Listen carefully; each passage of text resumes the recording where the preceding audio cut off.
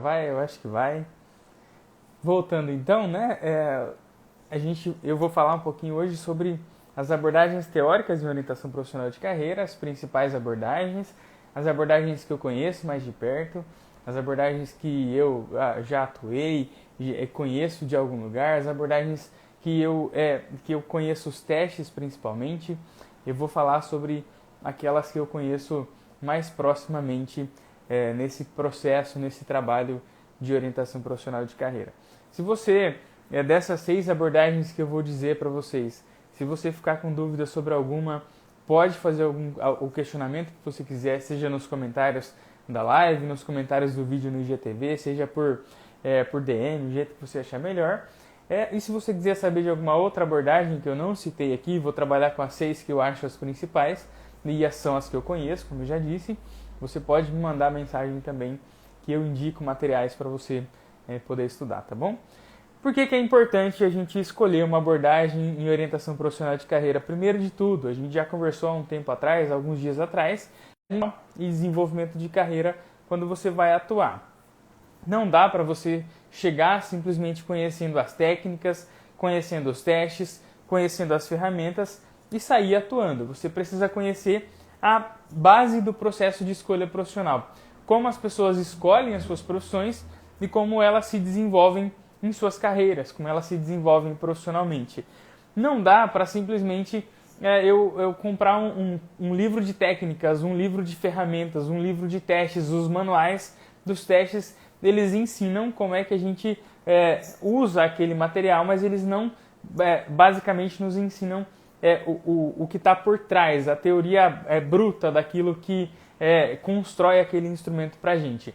Então, conhecer uma abordagem e escolher uma teoria é importante para que a gente possa ter uma visão diferenciada sobre o processo de escolha e o processo de desenvolvimento profissional. Vamos lá então, como é que as pessoas escolhem as suas profissões e se desenvolvem em suas carreiras? Eu vou fazer um percurso histórico, um percurso em cada uma dessas abordagens para que vocês entendam. Na primeira abordagem, a abordagem que surgiu historicamente como a primeira abordagem em orientação profissional por volta de 1909, com um autor chamado Frank Parsons, a abordagem chamada abordagem psicométrica, ela falava que o ser humano ele nasce vocacionado, que nós temos um determinismo vocacional, que então nós temos que descobrir a nossa vocação. Basicamente, o papel do orientador é de ajudar o seu orientando nesse processo de descoberta vocacional. Que nós nascemos, então, como um lugar certo no mundo. Existe uma teoria de um homem certo no lugar certo, portanto, nós temos que descobrir esse lugar nosso no mundo. Cada um, para essa teoria chamada psicométrica, que se baseia na ideia de traço e fator, cada um de nós deve exercer um lugar no mundo, deve encontrar o seu lugar no mundo. Portanto, existe uma ideia quase que religiosa de que nós temos um determinismo vocacional e que nós somos vocacionados, chamados a exercer uma única atividade profissional, uma atividade profissional que foi destinada à nossa personalidade, ao nosso jeito de ser, à nossa vida, para dar sentido à nossa vida. O papel do orientador, basicamente, é a aplicação dos instrumentos, a aplicação dos testes, para definir quais são as habilidades da pessoa, quais são as aptidões daquela pessoa, com qual a vocação a pessoa nasceu. Para que essa pessoa nasceu? Ela nasceu para fazer o quê?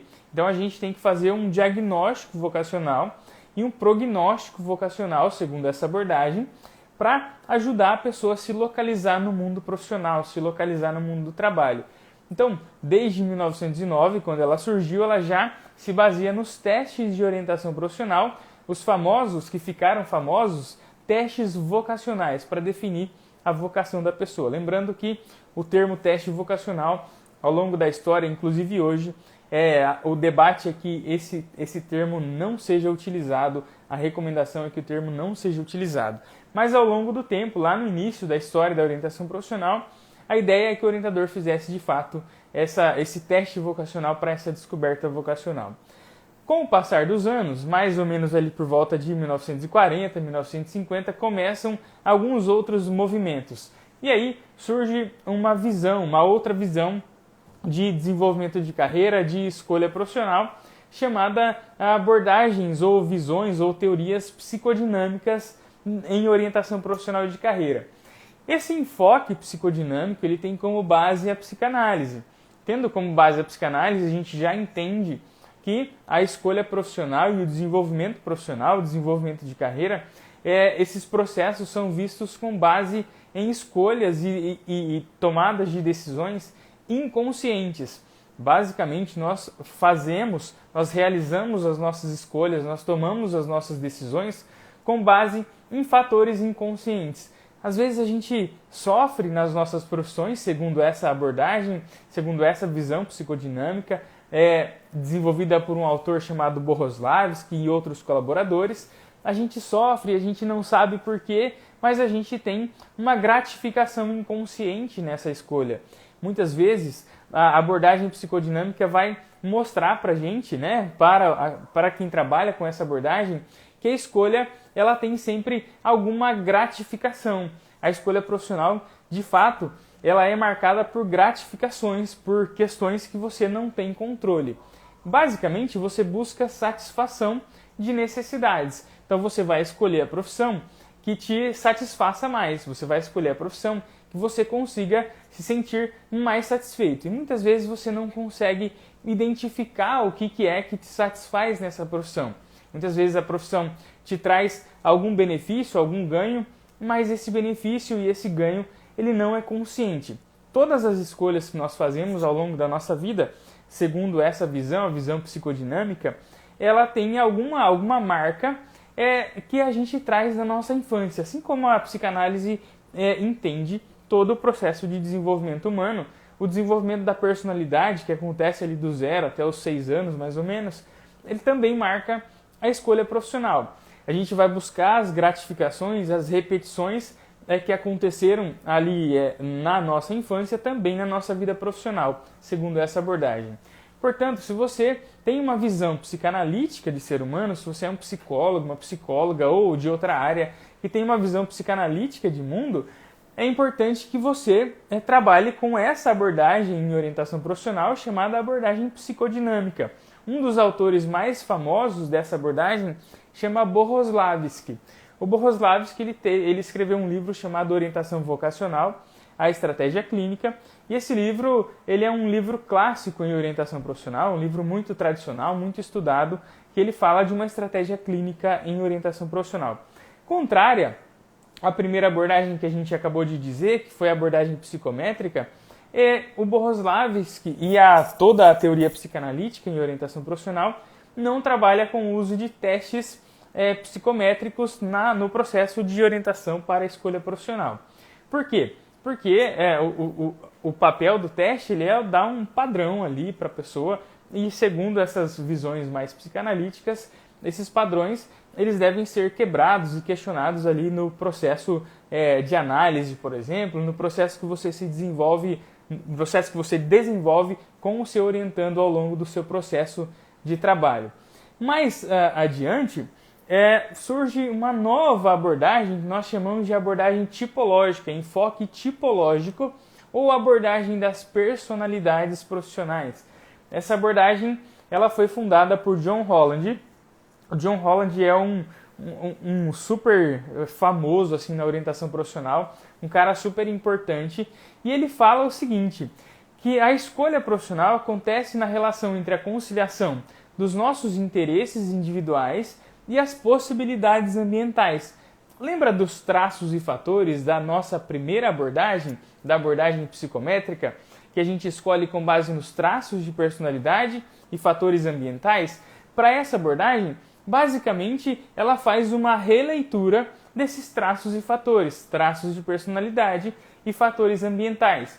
Porém, ela não é determinista, ela não fala que nós nascemos com uma vocação e que temos que seguir essa vocação para o resto da nossa vida. Ela fala que nós temos que levar em conta essas possibilidades ambientais e levar em conta também os nossos interesses pessoais.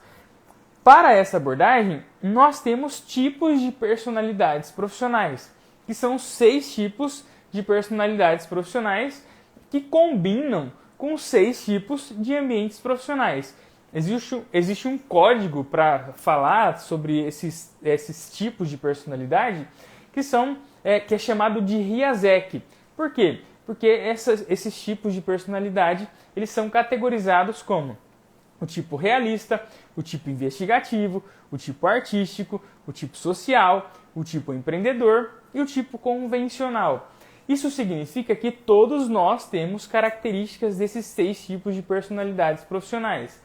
Para o John Holland e todos os autores da abordagem tipológica ou da visão das personalidades profissionais em orientação profissional, essas características de personalidade que nós temos, elas vão influenciar e interferir diretamente no nosso processo de escolha profissional e também no nosso processo de desenvolvimento de carreira. O que significa isso? Significa que se eu tenho um tipo de personalidade social, eu vou escolher profissões desse espectro de profissões do âmbito social, do ambiente social.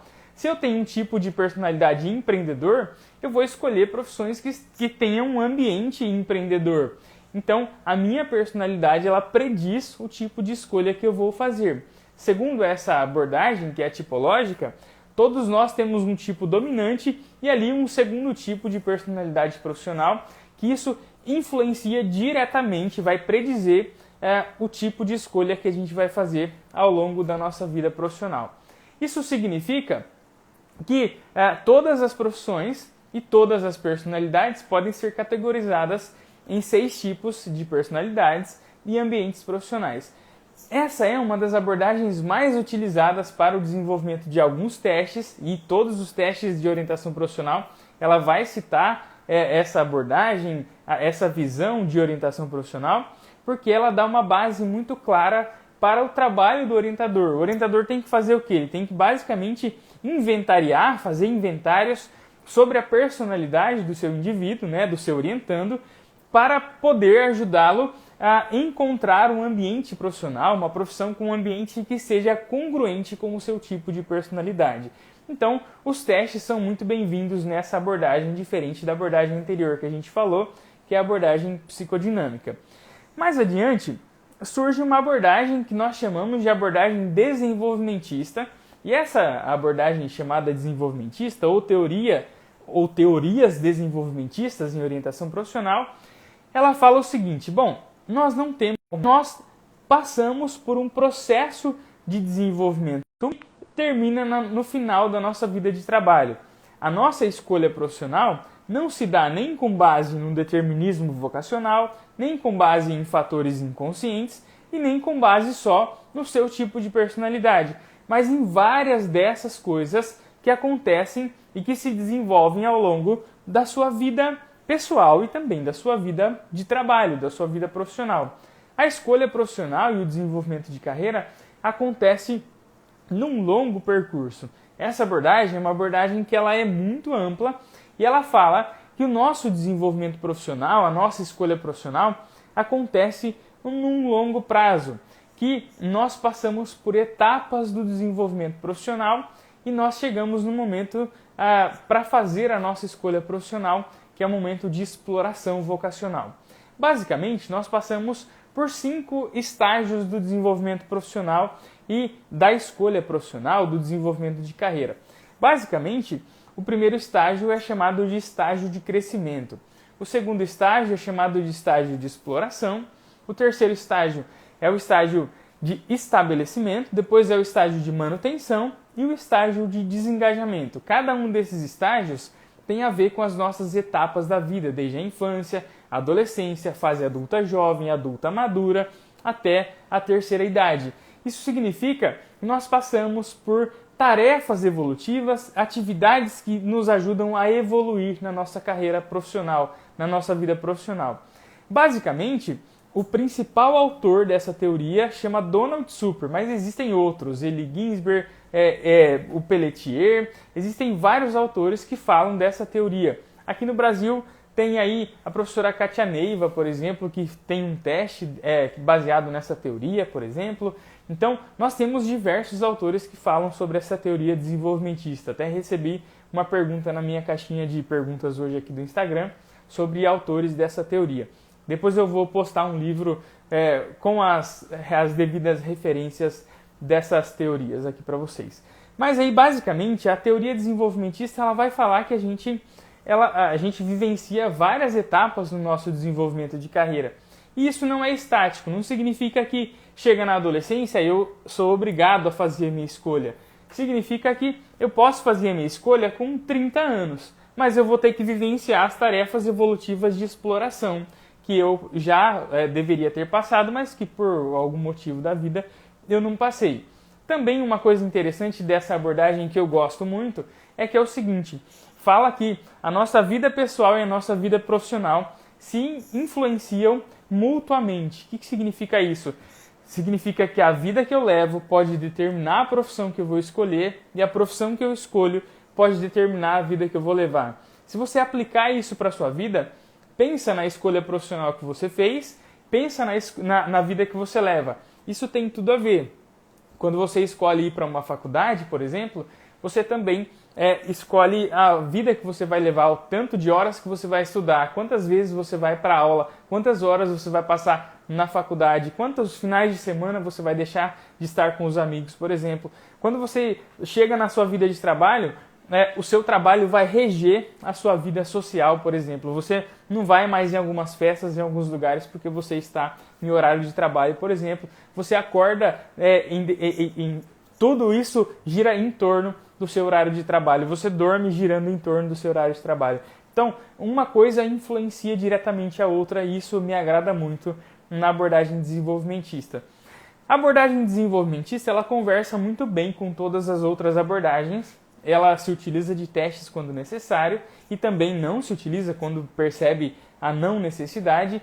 E o papel do orientador é facilitar esse processo de evolução nos estágios do desenvolvimento de carreira, nos estágios do desenvolvimento profissional.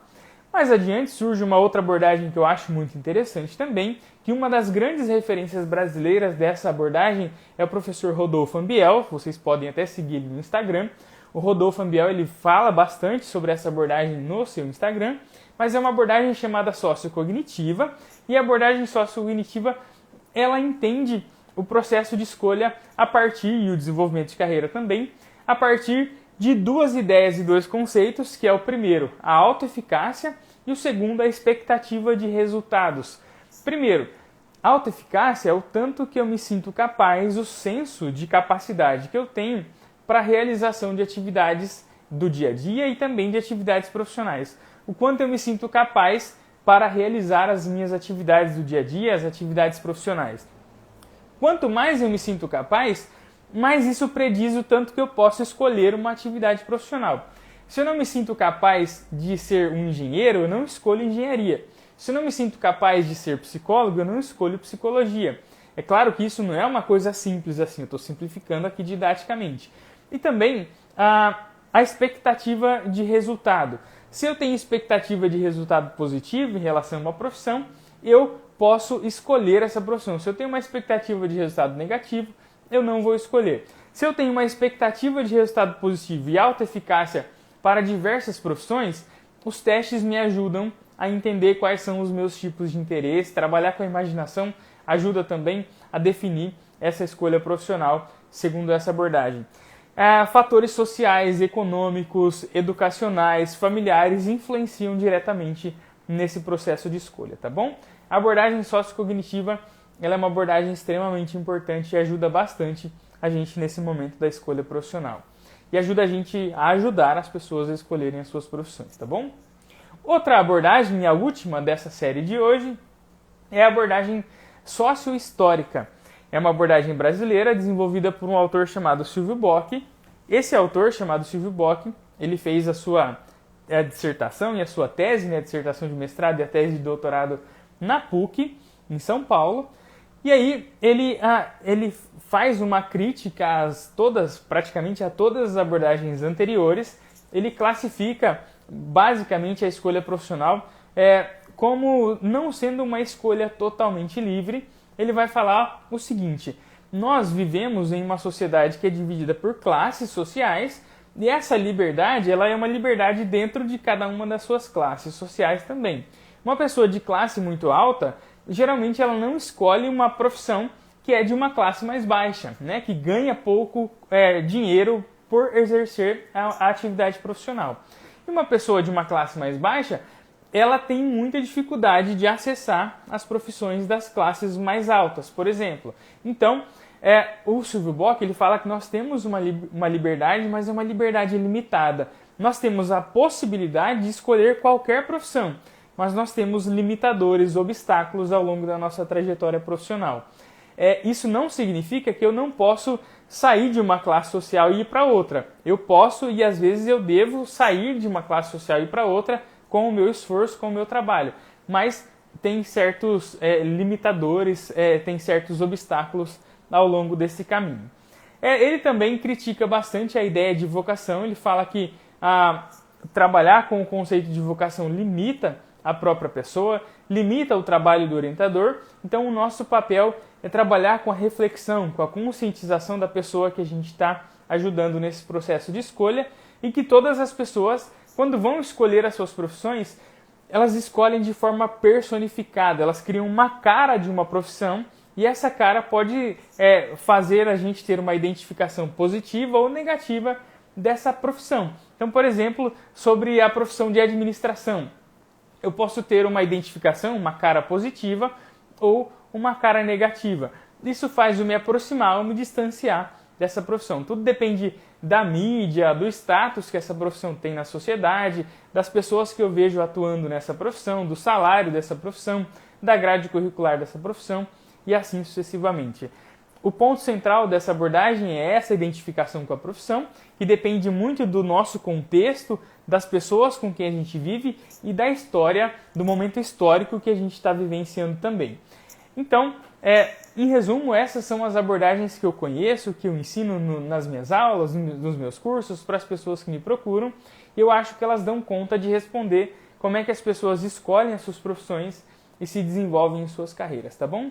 Na abordagem psicodinâmica se usa testes projetivos. Tem um teste chamado BBT, que é um teste de fotos. Foi uma pergunta aqui da Vivi Guedes.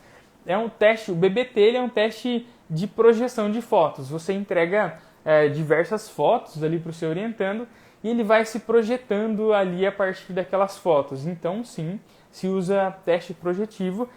E usam técnicas também que a pessoa pode se projetar, se imaginar. Ela precisa completar frases, por exemplo, de forma que ela possa botar ali o seu inconsciente para trabalhar e ajudar no seu processo de escolha, tá bom? Poderíamos dizer que a abordagem sociocognitiva se assemelha ou tem alguns pontos que convergem com a abordagem cognitiva comportamental. Ela é da do Bandura. Da abordagem do Bandura, tá bom? Da abordagem social cognitiva. Então ela não é da abordagem cognitiva comportamental, da social cognitiva. Então nós podemos dizer que ela é uma abordagem que se assenta na teoria social cognitiva do Bandura, da aprendizagem social, mas não necessariamente da cognitiva comportamental, tá bom? Eu não vou me recordar agora, mas existem alguns grupos de profissionais, eu posso até depois postar para vocês, aqui brasileiros, que estão desenvolvendo alguns trabalhos relacionados à abordagem cognitiva comportamental e orientação profissional.